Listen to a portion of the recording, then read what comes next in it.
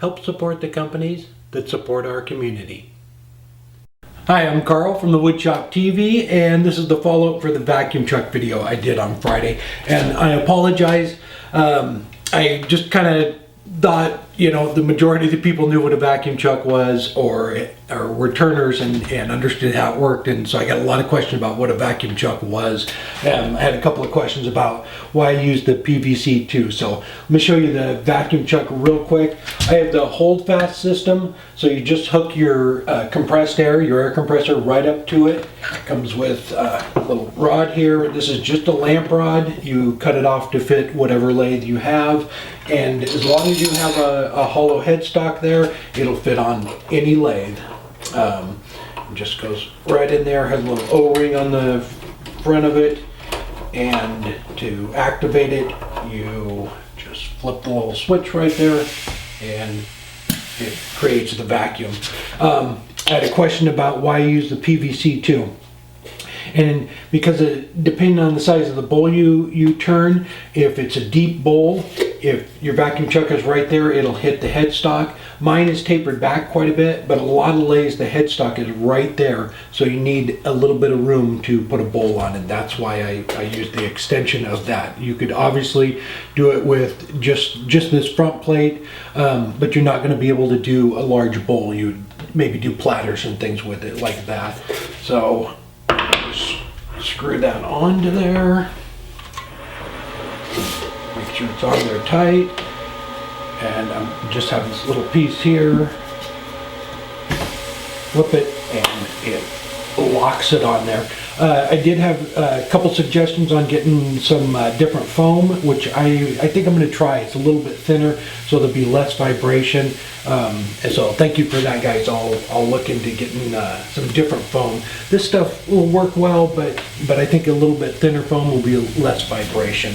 And the reason I have different sizes, I got the one with the 3 and the 6 inch, but depending on the bowl and the curve of the bottom of it, those don't work with everything. So that's why I went through it and made several different sizes. And I needed a small one for doing boxes, but it actually, it sucks it on there. I mean, you're gonna have a hard time getting that off turning something. I think it's gonna hold very well. So just keep that in mind. I wouldn't go much more than collar like that. It's a 4-inch collar, and then after you reset, you know, into the pieces, it's probably 4 inches all together. So.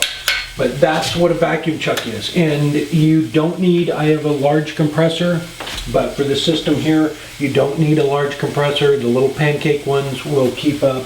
This one right here, it kicks on my air compressor every once in a while. It's as long as you have a piece on there where it's not using too much air, it doesn't kick on very much, but it definitely seals it on there. So shut that off before it kicks the air compressor on. But yeah, there's some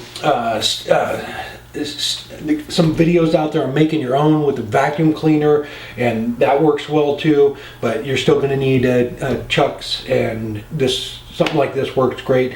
Like I said in the video too, I did one with a wood threaded for the headstock, and it works great too. It's just you know, just any different size that you need, whether it's for boxes or bowls or anything, and they're not very hard to make. So sorry about not explaining the vacuum chuck.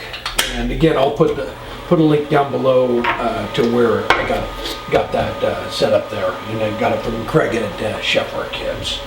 All right, I think that is about it for the vacuum chuck. I want to thank everybody who bid on the pieces over on Make It Matter.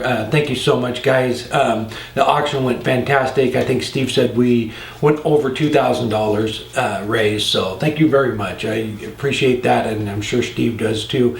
And I want to thank Steve. I believe it was Steve. The website had some issues with the server, and he worked around the clock to get it fixed, and so thank you very much. Yeah, I appreciate all the hard work that everybody everybody put into doing this. Everybody who created projects and put them up for sale, and everybody that worked behind the scenes to make it run not smoothly, but it did get all worked out in the end. So thank you very much, guys. I appreciate it.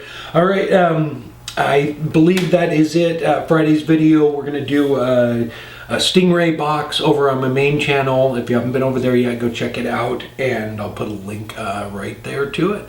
All right, till next week, take care.